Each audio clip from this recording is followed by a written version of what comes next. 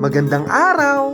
For today's video, samahan nyo kami ni Bingo kasama si Nanay at si Baby Isa sa isa sa mga dinarayong kainan sa Marilao, Bulacan. Tatay, sa fine dining restaurant ba tayo kakain yan, nanay? Hindi anak, doon tayo kakain sa Itlugan sa Marilao, yung merong dinadayong napakasarap na sauce. Katatapos-tapos nga lang ng bagyo, kaya nung sumilip si Haring Araw, ayun, diretso agad kami sa Ibayo. Hilig nga talaga namin ni Nanay ang pagkain ng mga tusok-tusok sa Gedli. Kaya kahit nasa halos 15 kilometro pa ang layo sa bahay namin, hindi na kami nagdalawang isip pa na dayuhin ang kainang ito. Kabubukas-bukas pa lang nila kaya hindi pa ganun karami ang pila. Hindi katulad pagdating ng hapon na talagang siksika na ang mga tao. Tatay, baka kasalin lang po ako dito. Meron pala dito pritong hotdog.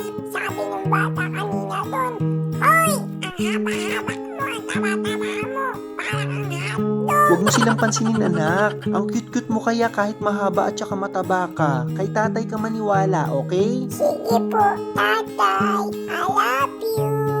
Bili mo ko pandesal bukas, ha? Hindi kailangang mamahali ng mga putahe at kainan para masabing perfect ang date ng buong pamilya. Yung masaya lang ang lahat kahit sa simpleng pagkain sa hapag, ayos na ayos na. O paano? Hanggang dito na lang po muna ha.